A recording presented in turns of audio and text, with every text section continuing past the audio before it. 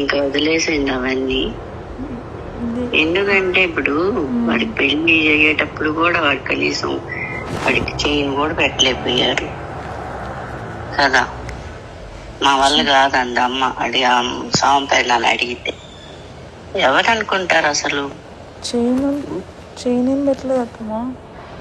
ఎప్పుడు అంటే ఎంగేజ్మెంట్ అప్పుడు అయితే ఒకసారి చైన్ బ్రేస్లెట్ అయితే పెట్టాము అత్తమ్మా.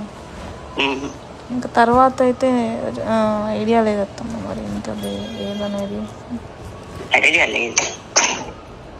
అంటే పెళ్ళి అప్పుడు అత్తమ్మా నాకేం పెట్టారు పెళ్ళప్పుడు? ఏమన్నా పెట్టారా అసలు? ఇప్పుడు మేము మా పిల్ల అనుకొని నీకు ఒక 50 లక్షలు ఖర్చు పెట్టుకున్నాం. మా అమ్మాయి మా ఇంటికి వచ్చే అమ్మాయి మా అమ్మాయి అని. వాడికి ఏమి ఇచ్చారు? వాడికి ఒక వాల్యూ ఉండాలి కదా. అదే అత్తమ్మ, దాని తర్వాత అయితే ఏమైతే అడగలేదు అత్తమ్మ. చైన్ బ్రేస్లెట్ అయితే ఎవరు తాంపేదని అడిగితే మా వాళ్ళు కాదండి మమ్మీ. అంటే మీ ఇంటికి వచ్చాక ఎవరు అసలు? అత్తమ్మ మా అమ్మ. ఇప్పుడు నేను అమ్మకు బేటని ఎలా చూసుకుంటా? నా బిడ్డలాగా చూసుకుంటా ఇప్పటికి కూడా. ఏంటి నేను అడగలేదు అత్తమ్మ. ఐడియా ఉన్నంత వరకు అయితే మమ్మీ వాళ్ళైతే పెద్దనాన్న వాళ్ళు కూడా దీని గురించి అడిగినట్టయితే లేదత్తమ్మ.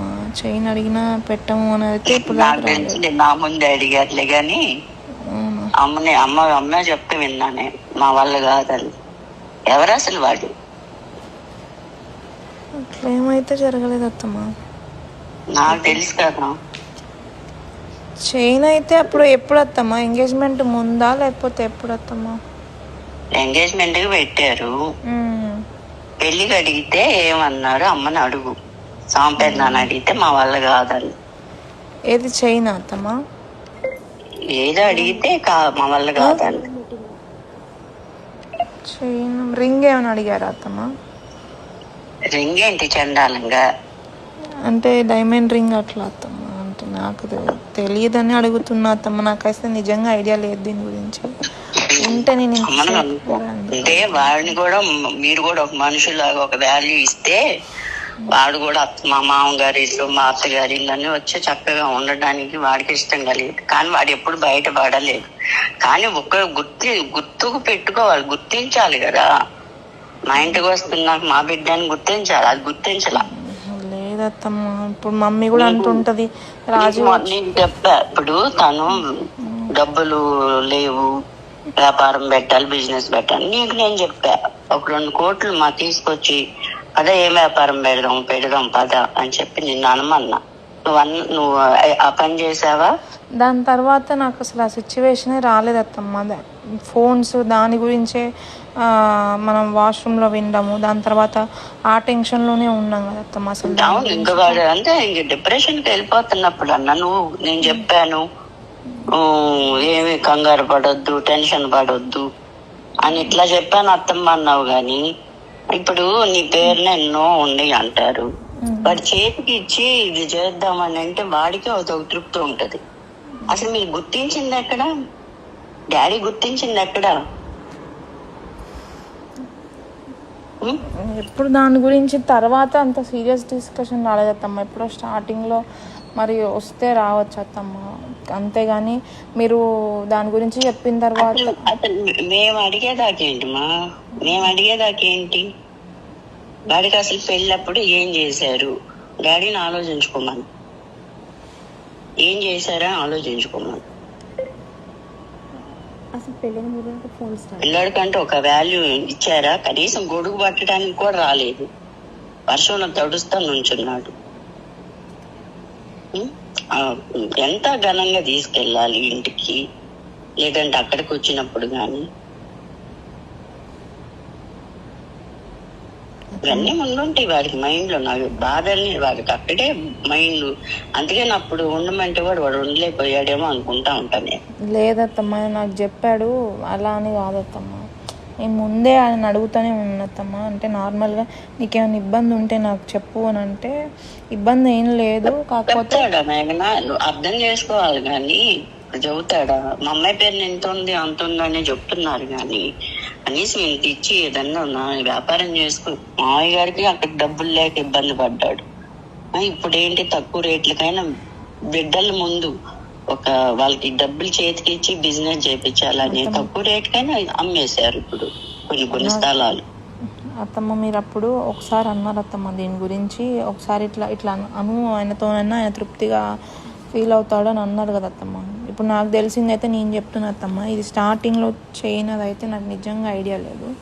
చెప్పింది అమ్మ చెప్పింది, నా ముందే సాంపేదని అడిగాడే, నాలుగు అడిగితే వల్ల కాదండి అంటే అసలు వాడికి వాల్యూ అంటే ఎక్కడ ఇచ్చారు? అయితే ఇది అసలు ఎంత వేదనగా ఉంటుందో తెలుసా? ఇప్పుడు నువ్వు నా ఇంటికి వస్తుంటే నా ఇంటి బిడ్డ నా బిడ్డ అనుకొని నీకు ఖర్చు పెట్టుకున్నావు. ఎందుకు? మేము అప్పులు చేసుకొని వడ్డీకి డబ్బులు తెచ్చుకొని కూడా మా బిడ్డ అని చెప్పి నీకు అట్లా చేసుకున్నాం. అంటే పెళ్లి ఖర్చులు తీసి మామూలుగా 2 కోట్లు అయింది. ఆ రిసెప్షన్ సంగతి పక్కన పడేసి నీవారు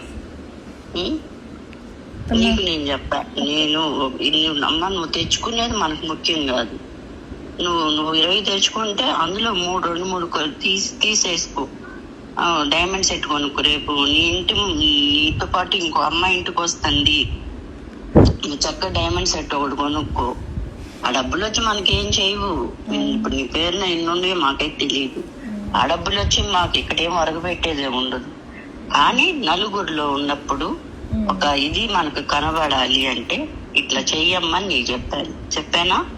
చెప్పారత్తమ్మ. మీరు కూడా వెంటనే కాకుండా మొన్ననే అయింది కదా పెళ్ళి, కొంచెం టైం తీసుకో, ఇప్పుడే కాదు అని అన్నారు కదా అత్తమ్మ. డైమండ్ సెట్ కొనుక్కోమని అది కుదరదు. ఇప్పుడు మమ్మీ డాడీ వాళ్ళు ఎంతసేపు ఎక్కడో ఉండే అల్లుళ్ళకి కొంతనేసి చెప్పారు కానీ మా అల్లుడికి అట్టు పెట్టారు, మీరు పెట్టరా, మా అమ్మాయికి ఇలా పెట్టారు, మీరు పెట్టరా అని చెప్పి అన్నారు. కానీ ఒక ఇంటిలో వచ్చి ఉండే కోడళ్ళని గురించి నేను చెప్తే అసలు డాడీ పట్టించుకున్నాడా? ఏదత్తమ్మా? దేని గురించి అత్తమ్మా? అసలు మామూలుగా చెప్పారంట. ఇప్పుడు 2వ అబ్బాయికి వచ్చే అమ్మాయి బాగా ఉండమ్మాయి, మా ఆడపడుచు కట్నం పిల్లకి 50 లక్షలు ప్రాపర్టీ ఇస్తుంది, ఇవన్నీ చెప్తే కూడా అవి పరిగణలోకి తీసుకోవాలా? అంటే ఇద్దరు ఇంటి కోడళ్ళు ఇంటికి వచ్చే చోట దాని గురించి పరిగణలోకి తీసుకోరు కానీ ఇద్దరు వేరు అల్లుళ్ళు పరిగణలోకి తీసుకోవాలా? కాదు, ఎప్పుడు చెప్పారు అత్తమ్మ ఇదంతా? ఇద్దరు ఇదంతా అప్పటి నుండి జరుగుతూనే ఉంది. మీరైతే స్టార్టింగ్ లో అప్పుడు ఒకసారి మాకు చెప్పారు కదా అత్తమ్మ, అది డైమండ్ నెక్లెస్ తీసుకోమని చెప్పి. దాని తర్వాత నేను ఒక 2-3 డేస్ ఆగి మెల్లగా డాడీకి చెప్పాను అత్తమ్మ. చెప్తే అన్నాడు డాడీ కొంచెం మొన్ననే కదా, కొంచెం ఒక 1 మంత్ ఒక 1-2 మంత్స్ ఆగి నాకు అసలు ఇది కాదు, టైం ఏం వాల్యూ ఇచ్చారు నాకు అది కావాలి అసలు.